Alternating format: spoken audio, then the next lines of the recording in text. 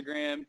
Good morning, folks. My name is Dustin Jones. Welcome to the PT on Ice Daily Show brought to you by the Institute of Clinical Excellence. So today, Wednesday, that means it is Jerry on Ice, where we talk about all things older adults. But it's also Hump Day. So Hump Day Hustle is that 8:30 a.m. email that you get every single morning from Jeff Moore. It's a compilation of some different helpful bits of research or social media posts or articles that the faculty have found helpful. So many of you all have just gotten that email. So if you don't get that email, be sure to go to ptonice.com and sign up. So today, what we're going to talk about, tips to load with minimal equipment. Let me see who all is on here. What's up, Jeff?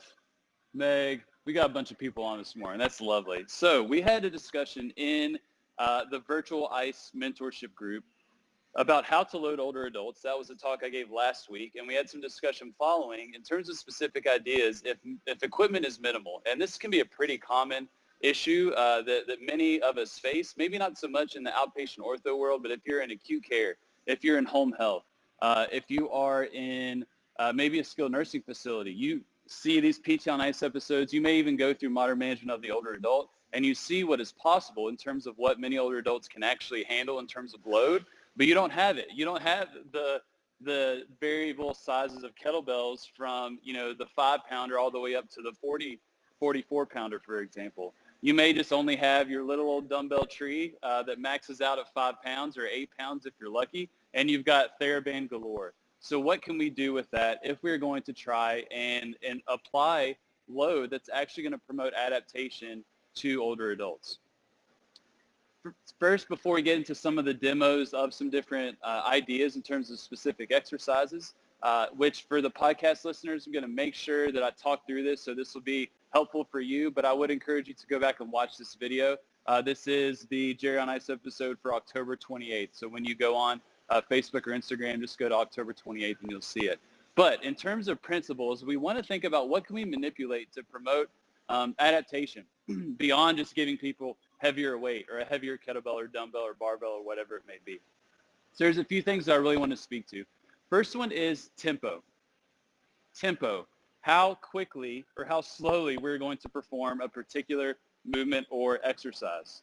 All right, this is a very easy variable or factor that we can manipulate. What I found to be helpful is that I typically will download a metronome on my phone and set that the beats per minute to be 60 beats per minute. So you're going to get a beep every second. And so you can say, all right, Betty, we're going to do some sit to stands. We're going to have a tempo of 3 seconds on the down piece and then come back up for 3 seconds. And that's going to completely change the ball game if you just have them doing a regular goblet squat and they're just going at their own pace. That if you slow things down, you increase that time under tension, and you're going to get a positive stimulus from that.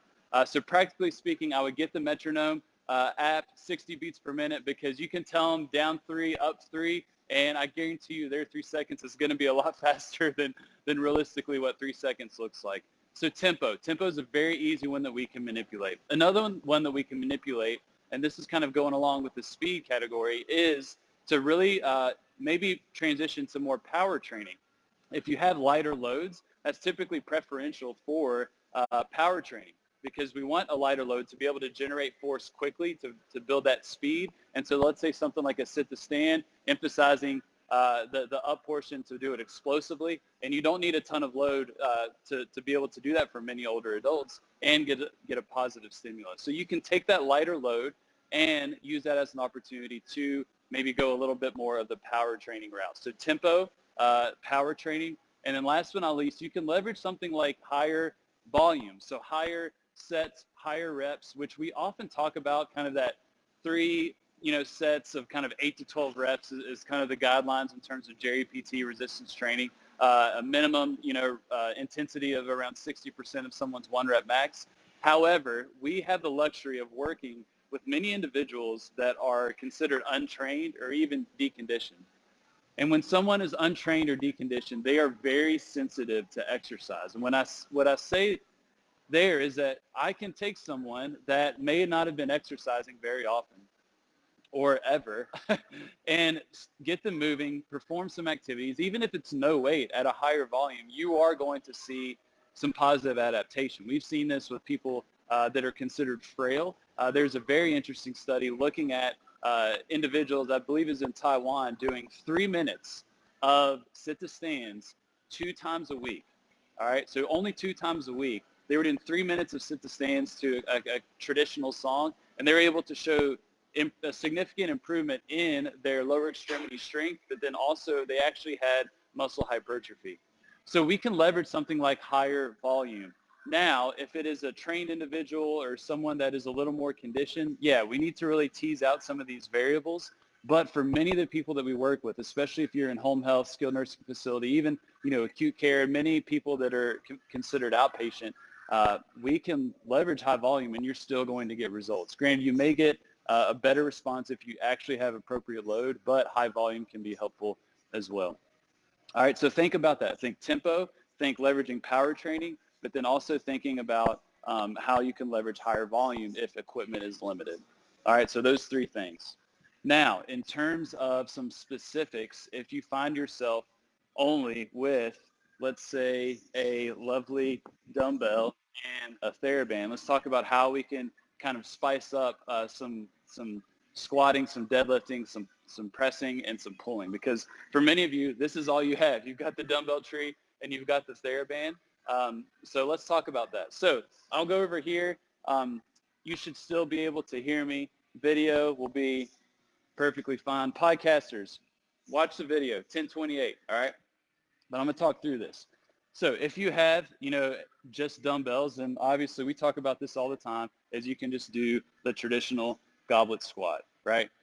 Or a sit-to-stand. For many older adults, it's going to be a sit-to-stand to some type of elevated surface. We can also leverage the TheraBand with this. So what I'll typically like to do is take the TheraBand, put it right in between my midfoot, have that nice squat stance. I'm going to take either end and stand up and put it behind my back, over my shoulders, and just kind of make sure the elbows are behind me to pin that TheraBand there, and then do a sit-to-stand. So I can leverage the TheraBand to load if dumbbell is not going to work per se. If you have a black TheraBand doing a squat with that TheraBand on the back, that's pretty significant load, and you'll definitely feel that. Now, here's the thing. If you have a dumbbell and TheraBand, we can combine these two to perform a weighted squat. So what I'll typically like to do is I'll take the dumbbell and just lay it down. TheraBand goes over the dumbbell like so. I get that nice squat stance. You may need to adjust the tension a little bit.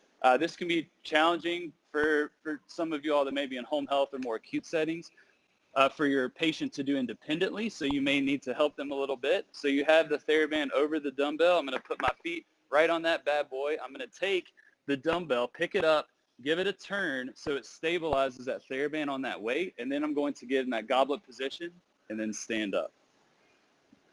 So I'm leveraging the weight of the dumbbell. I'm also leveraging the pull from the TheraBand. All right, make sure that you spin that weight to lock that TheraBand in place. Now, the big thing with some leveraging TheraBand and some of these more total body activities is the resistance changes, obviously, as the TheraBand gets a little bit longer. So you're going to have a little bit more resistance towards the end of the movement. For many folks, that's probably a little more desirable. So that's something to consider. Not necessarily the most ideal situation, but can definitely get the job done for sure. Same thing with deadlift. We talk a lot about deadlifts, leveraging something like a dumbbell, maybe kind of like a sumo stance, holding the dumbbell like this, shifting back, touching it to the ground, or typically an elevated surface for many individuals. We can use the TheraBand for a deadlift as well. I'll have people sit down, place the TheraBand not in the midfoot, but on their heels, under their heels, to encourage them to keep that posterior weight shift. They're still sitting, get some tension in that TheraBand. Go ahead and stand up, make sure it's nice and tight, and then they're riding that TheraBand down the outside of their legs, and they're standing up. This is going to be plenty for many individuals, especially if you have a darker colored TheraBand. Then we can also combine them. All right, so same thing that I mentioned with the squat, dumbbells on the ground, TheraBand goes over top. Make sure you have that good deadlift placement so the TheraBand is underneath the heels, not the midfoot. I pick up this dumbbell, twist it to secure it in place, and this time I'm going to have it in a vertical position so I can hold the end of the dumbbell, and I'm going to do a deadlift. Just like that. And then once again, when you're at the bottom of the deadlift, there's not a lot of tension from the TheraBand, and that's just something that we have to consider. However, we can combine the TheraBand and the dumbbell to get a pretty significant load. I'm going to check Instagram here. What's up, everybody? All right. So squat and deadlift. Now, what about the press? So a press, not just for OTs, right? The PTs use it as well. Dumbbell is a great movement to use, maybe difficult to get in that overhead position. So you may see a little weight shift, whether it's to the side or back. That's perfectly fine. I think we need to build overhead capacity, even if there's a little bit of compensation. We can also use the press or TheraBand for the press as well. So what I'll typically do is usually I have a knot. This is actually a type of TheraBand that has loops in it. This is much more expensive, so probably not practical in bulk. But for a lot of home health clinicians, this is great because you don't have to worry about tying knots and all that stuff. So what I'll do is take that TheraBand, it's right at my side. My arm is straight down beside me, and I step on that TheraBand, make sure it's nice and secure, and then I bring it up to my shoulder and then press overhead. And then like with the other movements, we can combine this. We can have the dumbbell and the TheraBand to add that load. And even if you're maxed out with the 5-pound dumbbell, you can add that TheraBand. That's going to increase the load. You can also change the direction of the pull as well. This one's really interesting for folks to do, is if you're in this position, that bottom position, and then you take the TheraBand and stretch it out across, so you're in that diagonal pattern, and then press, you're going to get a lot more rotator cuff activity from something like that. All right, so it's combining that dumbbell, combining that TheraBand for a press. Last but not least, same thing with a pull. So let's talk about a row. So row, typically I'll do this all the time, whether it's with a dumbbell or some odd object in the home. Just right here, kind of that staggered stance, usually gives something to hold on to, and I'm really pulling that weight into my pocket, really emphasizing that elbow drive up towards the ceiling. I can do this with TheraBand as well with the front foot. Make sure I get a lot of tension here, and same thing, I'm pulling into that pocket. I can combine those two, dumbbell plus TheraBand. That's going to get a good bit of load. You can also add in the band from in front or anteriorly, which is going to be trying to pull that arm forward, and so you can get a little more lat engagement by trying to pull back as you pull that weight to your pocket.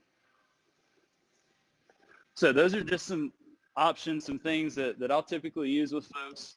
If you only have TheraBand, if you only have a light dumbbell, we can combine these to really increase the overall intensity, the overall load.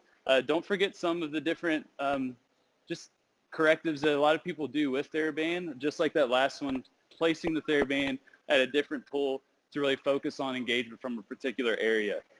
Rows, deadlifts as well, that's a great one to use too. So let me check if there's any questions here.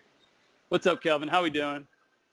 Good morning, Lauren. So that's all I got for you. Let me know your thoughts. I want to hear any ideas that you have, especially for the folks that are in those settings that have limited equipment.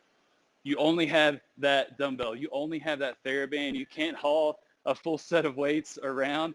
What do you leverage? Do you combine TheraBand and dumbbells to get appropriate load or intensity? And just if there's anything that I didn't cover, drop that, whether it's on the Instagram video or on the Facebook video.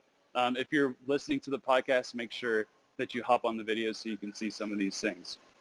All right, thank you all for checking out this PT on Ice Daily Show. I do have to mention, tonight is the start of the next cohort of Modern Management of the Older Adult Essential Foundations. That's our 8-week online course.